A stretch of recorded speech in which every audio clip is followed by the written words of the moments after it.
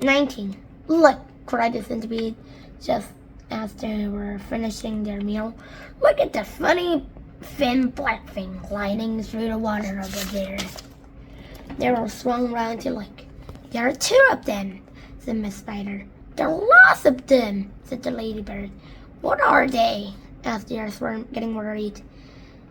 They must be some kind of fish, said the green grasshopper. Perhaps they have come along to say hello. They are sharks, cried the earthworm. I bet you anything you like that. They are sharks, and they have come along to eat us up. What absolute rot, the centipede said, but his voice seemed suddenly to have become a little shaky, and he wasn't laughing. I am positive they're sharks, said the earthworm. I just know they're sharks. And so, in actual fact, did everybody else, but they were too frightened to admit it. There was a short silence. They all peered down anxiously at the sharks who were cruising slowly round and round the beach. Just assuming that they are sharks, the centipede said. There still can't possibly be any danger if we stay up here. But even as he spoke, one of those thin black fins suddenly changed direction and came cutting swiftly to the water, right up to the side of the beach itself.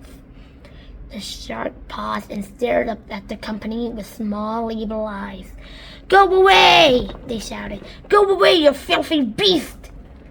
Slowly, almost lazily, the shark opened his mouth, which was big enough to have swallowed a perambulator, and made a lunge at the beach. They were watched, aghast. And now, as though at a signal from the leader, all the other sharks came swimming in towards the beach, and they clustered around it and began to attack it furiously.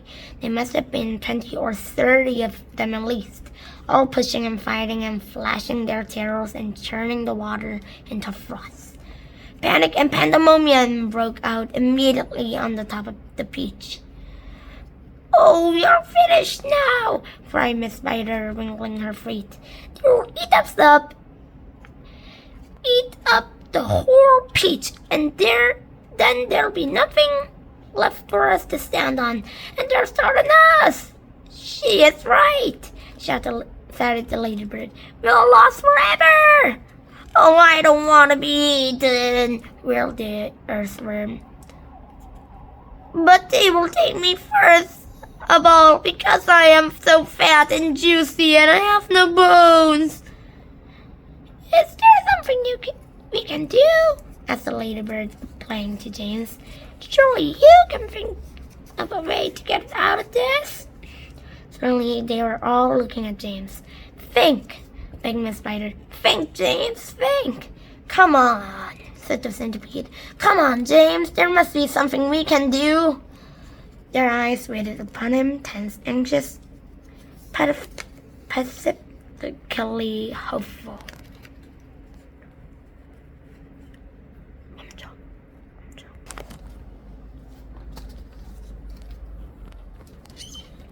20. There is something that I believe we may try. James only transgressed slowly. I'm not saying a word. Tell us, cried the earthworm. Tell us quick. We'll try anything you say, said the centipede. But hurry, hurry, hurry. Be quiet and let the boy speak, said the ladybird. Come on, James. They all moved a little closer to him. There was the longest pause. Go on, they cried frantically. Go on. And all the time they were waiting there, could hear the sharks wrestling around in the water below them. It was enough to make anyone frantic. Come on, James, the ladybird said, coaxing him. I I'm afraid it's no good after all. James muttered, shaking his head. I'm terribly sorry. I forgot. We don't have any string. We need hundreds of yards of string to make this work. What sort of string? Asked the whirlwind grasshopper. Any sort. Just so long as it's long. But my dear boy, that's exactly what we do have. We got it. We got all you want. How? Where? The silkworm, cried the whirlwind grasshopper. Didn't you even notice the silkworm? She's still downstairs. She never moves.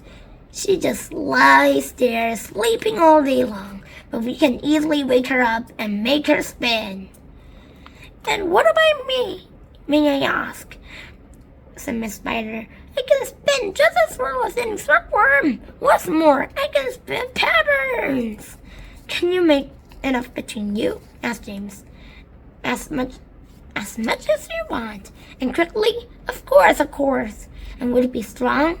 The strongest one there is. It's as thick as your finger. But why? What are you going to do?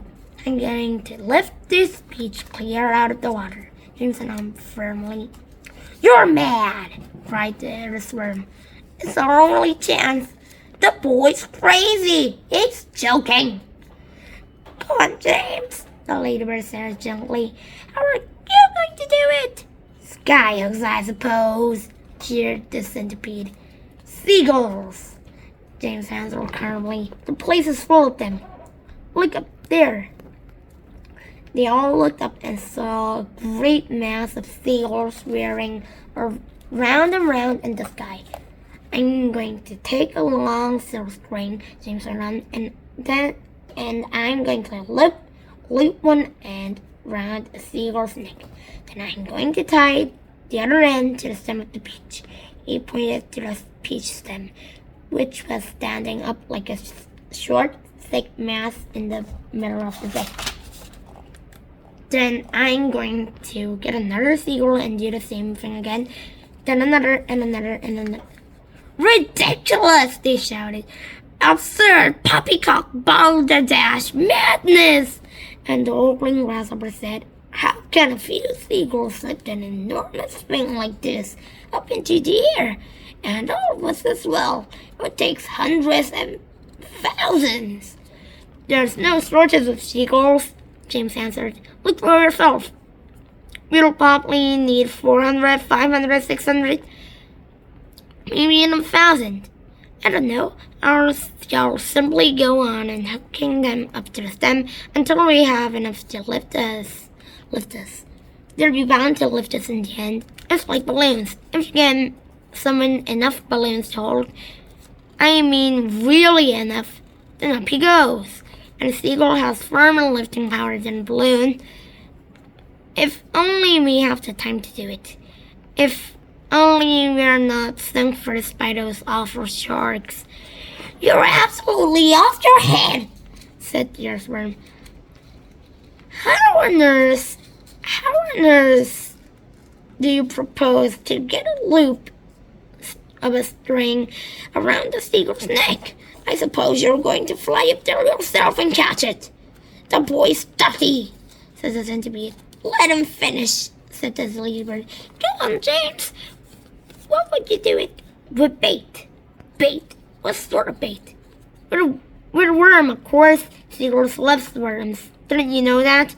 Luckily for us, we have here the biggest, fattest, pinkest, juiciest earthworm in the world.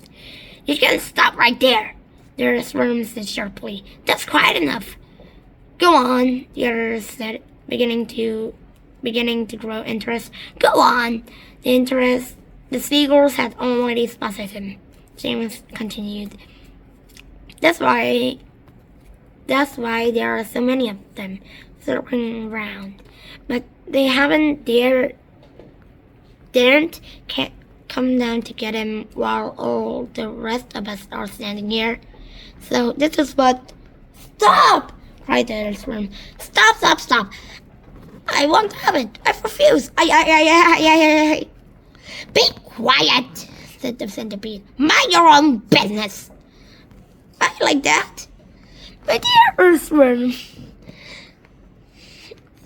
you're going to be eaten anyway, so what difference does it make whether it is sharks or seagulls?